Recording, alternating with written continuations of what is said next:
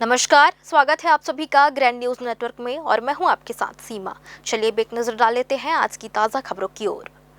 बिलासपुर के तोरवा थाना क्षेत्र में मुआवजे की राशि हड़पने के लिए धोखाधड़ी का एक हैरान कर देने वाला मामला सामने आया है। महमंद निवासी संतोष सूर्यवंशी और सफीना बानो ने सामान्य मौत को सर्पदंश यानी सांप के काटने से हुआ मौत बताकर प्रशासन से 8 लाख रुपए का मुआवजा अनुचित तरीके से हासिल कर लिया। जब इस मामले की शिकायत सामने आई तो जिला प्रशासन ने मामले को गंभीरता से लेते हुए तहसीलदार कार्यालय से इसकी गहन जाँच करवाई। जांच रिपोर्ट में ये स्पष्ट हुआ कि दोनों आवेदकों ने गलत जानकारी देकर और तथ्यों को छिपाकर सरकारी खजाने को चूना लगाया है। तहसीलदार की रिपोर्ट के आधार पर तोरवा थाना पुलिस ने दोनों आरोपियों के खिलाफ धोखाधड़ी और अन्य धाराओं के तहत मामला दर्ज कर लिया है। फिलहाल पुलिस मामले की गहन जांच कर रही है। क्षेत्र के विकास को नई गति देने के उद्देश्य से तहसील परिसर में अधिवक्ता संघ के तत्वाधान में भूमि पूजन एवं लोकार्पण समारोह आयोजित किया गया। कार्यक्रम के मुख्य अतिथि उप मुख्यमंत्री अरुण साव रहे, जबकि अध्यक्षता विधायक धर्मजीत सिंह ठाकुर ने की।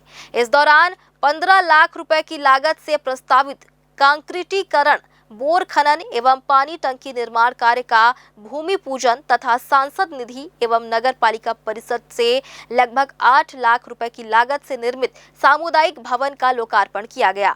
उप मुख्यमंत्री अरुण साव ने कहा कि प्रदेश सरकार अंतिम व्यक्ति तक बुनियादी सुविधाएं पहुंचाने के लक्ष्य के साथ कार्य कर रही है।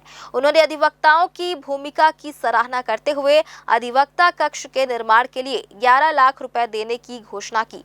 विधायक धर्मजीत सिंह ठाकुर ने कहा कि नई सुविधाएं अधिवक्ताओं, कर्मचारियों और आम नागरिकों के लिए लाभकारी सिद्ध होंगी। कार्यक्रम के अंत में अधिवक्ता संघ अध्यक्ष सत्येंद्र जायसवाल ने अधिवक्ता प्रोटेक्शन एक्ट लागू करने की मांग रखते हुए सभी अतिथियों का आभार व्यक्त किया। सांसद रहते हुए अधिवक्ता कक्ष तखतपुर के लिए 5 लाख रुपए की राशि सांसद निधि से दी थी। आज उस कक्ष का लोकार्पण हुआ है। साथ ही हमारे तखतपुर के माननीय विधायक धर्मजीत सिंह जी ने मैदान समतलीकरण के लिए, अन्य कामों के लिए 15 लाख रुपए की स्वीकृति कराई है। उसका भूमि पूजन यहाँ पर न्यायालय परिसर में संपन्न हुआ है। अधिवक्ता संघ के द्वारा आयोजित इस कार्यक्रम में हम सब उपस्थित हुए हैं। मैं सभी अधिवक्ता साथियों को, क्षेत्रवासियों को इस उपलब्धि के लिए बहुत बधाई और शुभकामनाएं देता हूं। भवन के लिए और मांग की गई है, उसके लिए भी 11 लाख रुपए देने की हमने घोषणा की है। पक्षकार आते हैं, अधिवक्ता यहाँ पर न्यायदान की प्रक्रिया में भाग लेते हैं, उनके लिए बैठने का ठीक से स्थान हो, पक्षकारों की बैठने की व्यवस्था हो, न्यायालय परिसर साफ सुथरा हो, ये आवश्यक है। इसके लिए माननीय विधायक जी ने भी योगदान दिया है। मैंने भी इसके लिए राशि की घोषणा की है। मैं सभी अधिवक्ता साथियों को और क्षेत्रवासियों को इसके लिए बहुत बधाई और शुभकामनाएं देता हूं। इधर बिलासपुर जिले के रतनपुर थाना क्षेत्र अंतर्गत बेलतरा के पास एक बेहद दुखद सड़क हादसा सामने आया है, जहां तेज रफ्तार ट्रेलर की चपेट में आने से 2 सगे भाइयों की मौके पर ही मौत हो गई। मिली जानकारी के अनुसार दोनों मृतक भाई मजदूरी का काम खत्म कर अपनी बाइक से वापस अपने घर लौट रहे थे। इसी दौरान बेलतरा के निकट हाईवे पर ट्रेलर चालक ने अपना नियंत्रण खो दिया, जिससे बेकाबू होकर भारी वाहन पलट गया। ट्रेलर की चपेट में आने से बाइक सवार दोनों भाई उसके नीचे दब गए, जिससे उनकी घटनास्थल पर ही दर्दनाक मौत हो गई। हादसे की सूचना मिलते ही स्थानीय पुलिस मौके पर पहुंची और क्रेन की मदद से ट्रेलर के नीचे दबे शवों को बाहर निकाला। पुलिस ने मामला दर्ज कर आगे की कार्रवाई शुरू कर दी है। सरकंडा थाना क्षेत्र अंतर्गत लिंगियाडीह में एक युवक का शव संदिग्ध परिस्थितियों में फंदे पर लटका मिला है। घटना अपोलो हॉस्पिटल चौक के पास स्थित एक मकान की है, जहां बाथरूम में शव मिलने के बाद इलाके में सनसनी फैल गई। सूचना पर डायल 112 और सरकंडा पुलिस मौके पर पहुंची। प्रत्यक्षदर्शियों के अनुसार युवक का शव फंदे पर लटका था, लेकिन उसके पैर जमीन को छू रहे थे, जिससे मौत को लेकर संदेह की स्थिति बनी हुई है। पुलिस ने शव को पोस्टमार्टम के लिए भेजकर जांच शुरू कर दी है। अधिकारियों का कहना है कि पोस्टमार्टम रिपोर्ट और जांच के बाद ही मौत के वास्तविक कारणों का खुलासा हो पाएगा। सरकंडा थाना क्षेत्र अंतर्गत लिंगियाडीह के पास साई मंदिर के पास एक घर में पुलिस को सूचना मिली कि व्यक्ति फांसी लगा लिया, जिस पर पुलिस ने मौके पर पहुंचकर मर्ग कायम किया है और घटना के कारणों की जांच की जाती है।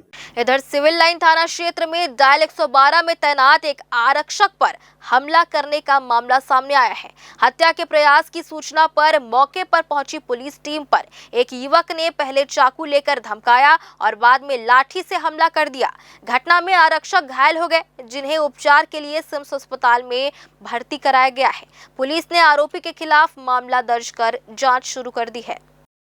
बीते रात की बात है, उसमें खुजूदन से जो हमारे 112 की टीम थी, उसको एक इवेंट मिला था जिसमें जो आरोपी है सागर छत्रवानी, ये अपने पिता को चाकू लेके मारने के लिए दौड़ा रहा था। तो 112 की टीम वहाँ पे पहुंची और उसको पिता को उनके बीच में बीच बचाव किया। सामने वाले जो आरोपी है उससे चाकू छीना था, उसी बीच में वो आक्रोशित होकर डंडे से वार करके, जिसमें 112 में पदस्थ जो आरक्षक है उसके सर में चोट लगी थी। उपरोक्त मामले में थाना सिविल लाइन में शासकीय कार्य में बाधा और बल प्रयोग का अपराध पंजीबद्ध किया गया है। आरोपी को गिरफ्तार किया गया है। हाँ, इसमें ये बताया जा रहा था कि जो आरोपी है वो थोड़ा सा मानसिक रूप से विक्षिप्त है, तो उसको गिरफ्तार किया गया। बिलासपुर जिले के बिल्हा थाना क्षेत्र अंतर्गत ग्राम केशला में ट्रैक्टर की टक्कर से एक युवक की मौत हो गई। घटना के बाद पुलिस ने ट्रैक्टर चालक के खिलाफ मामला दर्ज कर जांच शुरू कर दी है। पुलिस के अनुसार ग्राम केशला निवासी कैलाश कोसले ने रिपोर्ट दर्ज कराई कि 17 जून 2026 की शाम करीब 6:15 पर उनके भतीजे सतकुमार ने फोन कर सूचना दी कि उनके भाई शंकर कोसले का ग्राम केशला स्थित प्राथमिक शाला की पानी टंकी के पास सीसी रोड पर ट्रैक्टर से दुर्घटना हो गई है। सूचना मिलने पर कैलाश कोसले मौके पर पहुंचे, जहां शंकर कोसले गंभीर रूप से घायल अवस्था में सड़क पर पड़े हुए थे। उनके सीने में गंभीर चोट आई थी। स्थानीय लोगों की सहायता से उन्हें ई रिक्शा के माध्यम से उपचार के लिए बिल्हा अस्पताल ले जाया गया, जहां चिकित्सकों ने जांच के बाद उन्हें मृत घोषित कर दिया। बिलासपुर के नॉर्थ ईस्ट इंस्टीट्यूट मैदान स्थित स्विमिंग पूल में लगातार हो रही मोबाइल चोरी की घटनाओं ने सुरक्षा व्यवस्था की पोल खोलकर रख दी है। ताजा मामला में 2 से 3 लोगों के मोबाइल गायब होने के बाद खिलाड़ियों, अभिभावकों और स्थानीय लोगों में भारी नाराजगी है। आरोप है कि शिकायतों के बावजूद प्रबंधन ने ना तो सुरक्षा बढ़ाई और ना ही लोगों की चिंताओं को गंभीरता से लिया। आइए देखते हैं पूरी खबर। शहर के इस चर्चित स्विमिंग पूल में तैराकी सीखने और अभ्यास करने पहुंचने वाले लोग अब अपने मोबाइल और कीमती सामान की सुरक्षा को लेकर चिंतित नजर आ रहे हैं। हालिया घटना में कई लोगों के मोबाइल चोरी हो गए, जिसके बाद पीड़ितों ने प्रबंधन के समक्ष शिकायत दर्ज कराई। लेकिन लोगों का आरोप है कि ये कोई पहली घटना नहीं है, बल्कि लंबे समय से ऐसी वारदातें सामने आ रही हैं। पीड़ितों का कहना है कि परिसर में पर्याप्त सुरक्षा गार्ड नहीं है और न ही सामान सुरक्षित रखने के लिए भरोसेमंद लॉकर की व्यवस्था उपलब्ध है। ऐसे में चोर आसानी से वारदात को अंजाम देकर निकल जाते हैं और जिम्मेदार लोग केवल तमाशबीन बने रहते हैं। स्थानीय खिलाड़ियों और अभिभावकों का आरोप है कि स्विमिंग पूल का संचालन करने वाले जिम्मेदार पदाधिकारी व्यवस्थाओं को लेकर पूरी तरह उदासीन है। लोगों का कहना है कि शुल्क वसूलने में तत्परता दिखाई जाती है, लेकिन सुरक्षा और सुविधाओं के मामले में लापरवाही साफ नजर आती है। यही वजह है कि लगातार घटनाओं के बावजूद हालात जस के तस बने हुए हैं। पुल एनी इंस्टीट्यूट से चोरी हो गया करके। क्या वहाँ पर कैमरा वगैरह नहीं लगा? कोई सुरक्षा व्यवस्था नहीं है क्या? ये कैमरा का तो मालूम नहीं, लेकिन लिख कर रखा है कि आप कैमरे की निगरानी में करके। बहुत सारे लोग आते हैं, लगता नहीं वहाँ सुरक्षा व्यवस्था होना चाहिए मुहैया? हाँ, जरूर होना चाहिए। क्या मानते हैं इस तरह से लगातार चोरी हो रही है? क्या बोल रहे हैं सर? क्या होना चाहिए लगातार? वहाँ स्विमिंग वो कौन सी कैमरा वगैरह लगना चाहिए, लॉकर का व्यवस्था होना चाहिए। और क्या बोले अभी यहाँ पर?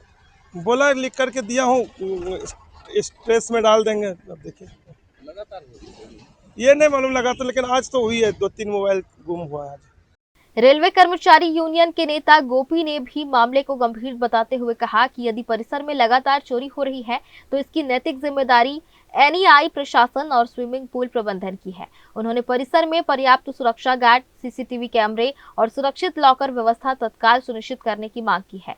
हैरानी की बात यह है कि मामले में पक्ष जानने के लिए कमेटी और स्विमिंग पूल प्रबंधन के जिम्मेदार पदाधिकारियों से संपर्क करने का प्रयास किया गया, लेकिन किसी ने भी कैमरे के सामने या आधिकारिक तौर पर कुछ भी कहने से इनकार कर दिया। इस चुप्पी ने लोगों के बीच और अधिक सवाल खड़े कर दिए हैं। नहीं, मेरे भी संज्ञान में था कि वहाँ काफ़ी दिनों से सब चल रहा है। इसकी पूरी नैतिक जिम्मेदारी अपने एनईआई प्रशासन को लेना चाहिए और स्विमिंग पूल प्रशासन को लेना चाहिए।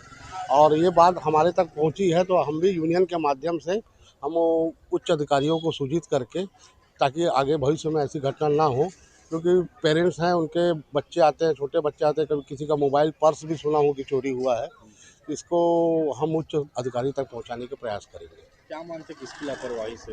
प्रशासन, एनईआई प्रशासन और स्विमिंग पूल प्रशासन की लापरवाही, क्योंकि यदि वहाँ कोई अच्छा गार्ड और ये सब देखने वाले रखें तो ये निश्चित है कि नहीं होगा चोरी। इसको लेके हम लोग अगले 2-3 महीनों में चुनाव है एनईआई का, यदि हम सत्ता में आते हैं तो निश्चित ही शुल्क तो हम रेलवे एम्प्लॉय के बच्चों के लिए निःशुल्क, हमारे मैनिफेस्टो में ही था, हम भी प्रयास करेंगे कम शुल्क में अच्छा काम करेंगे।